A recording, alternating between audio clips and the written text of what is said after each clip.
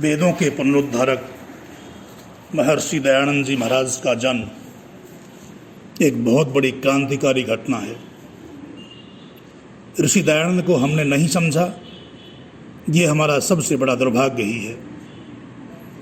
विदेशी ही नहीं, अपितु हमारे देश के अनेक विद्वान और राजनीतिक नेताओं को यह भ्रम है कि ऋषि दयानंद केवल समाज सुधारक थे और उनका लक्ष्य हिंदुओं में प्रचलित धार्मिक और सामाजिक कुरीतियों का परिशोधन करना था।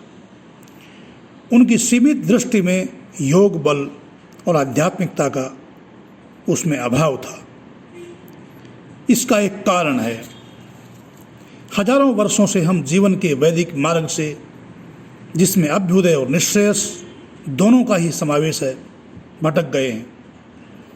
जो निश्रेयस का उपदेश देता है उसे ही हम संत, साधु और महात्मा समझते हैं। अभ्युदय का उपदेश करने वालों को हम प्रवृत्ति मार्गी कहकर उपेक्षा करते हैं।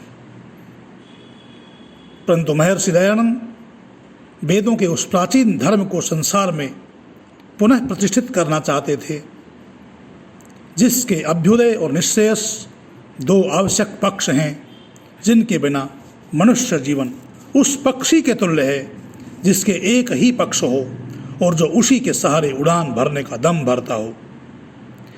हजारों वर्षों से इस देश के निवासी इसी उलझन में उलझे हुए इधर उधर भटकते रहे हैं। ऋषि दयानंद, जिन्हें यदि हम समझें तो वास्तविक अर्थों में आप्त पुरुष थे, योगी, तत्वदृष्टा और प्रोक्षदर्शी थे और प्राचीन ऋषियों की कोटि में रखे जाने की क्षमता रखते थे। वे इस युग के साधु संतों और महात्माओं से बहुत ऊंचे थे।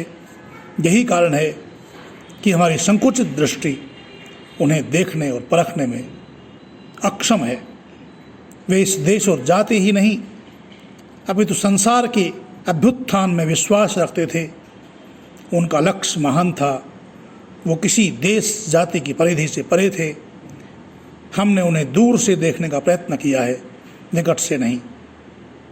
हम उनके जीवन की घटनाओं से उन्हें निकट से जानने का प्रयास करेंगे और उनके वास्तविक स्वरूप को समझेंगे। उनके जीवन की योग बल की घटनाओं के बारे में हम समय समय पर चर्चा करेंगे।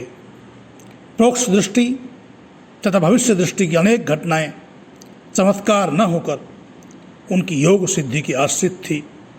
ऋषि दयानंद ने अपने 16 वर्ष के संक्षिप्त कार्यकाल में जो मौखिक और लेखबद्ध महान कार्य संपन्न किए, वह उन्हीं के शब्दों में बिना योग बल की असंभव था। समय समय पर हम महर्षि दयानंद के जीवन की विभिन्न घटनाओं के बारे में चर्चा करते रहेंगे। इति ओम शांति।